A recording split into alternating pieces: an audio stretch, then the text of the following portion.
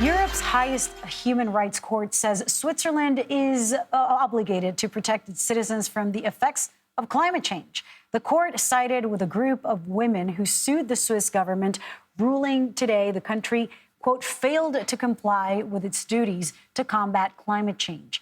Activist Greta Thunberg celebrated the ruling at the courthouse in France. These rulings are a call to action.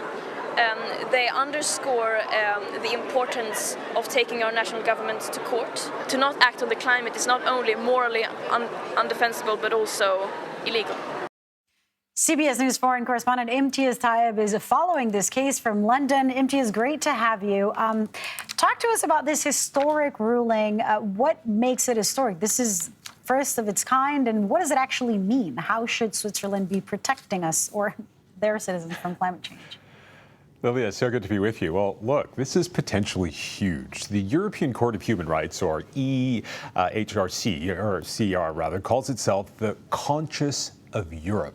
And the fact that it found that Switzerland had failed to comply with its duties to stop climate change and protect its citizens effectively sets out a path for other groups, organizations, individuals to bring further cases on behalf of applicants. And so what that means is this Swiss verdict opens up all 46 members of the Council of Europe to similar cases in national courts. And again, because of this ruling, they are now likely to lose those cases because of this historic ruling. So it is very significant indeed.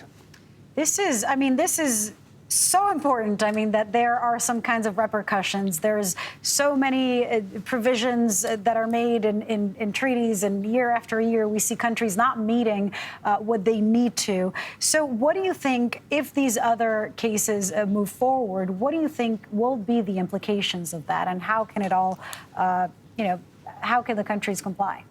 Yeah, you raise such an important point. We look at all these global treaties, all these global agreements, but the Swiss judgment, and if we just go back a little bit, was one of 3 high-profile climate cases before the Human Rights Court.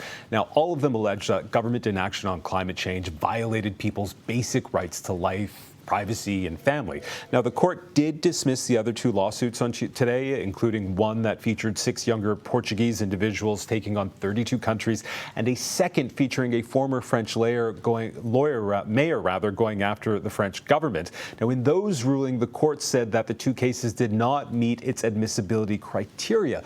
But Kleine Seniorinnen, which is a group of 2,400 older Swiss women who told the court that several of their rights were being violated because older women are more likely to die in heat waves, that they argue that Switzerland should do more to stop its share in the planet's heating, and the court ruled in their favor. You got to get creative when it comes to enforcing things that are clearly ignored all around the world. This is, of course, the most important thing that could impact us in many generations to come. So the enforcement looks like what, from what we know?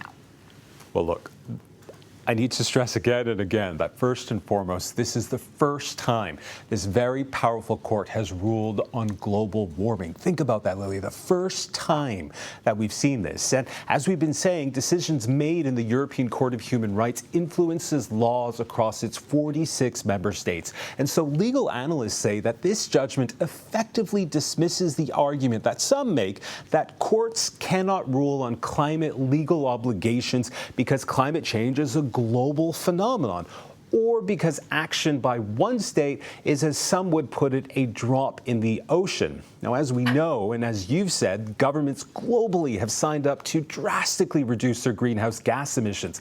But scientists and activists consistently say that progress is too slow, and the world is not on track to meet the crucial target of limiting global temperature rise, which we all know is very bad for the planet and for all of us. Lily. Despite it being a drop in an ever-swelling ocean. Nice pun there. Imtiaz, thank you so much. Pleasure.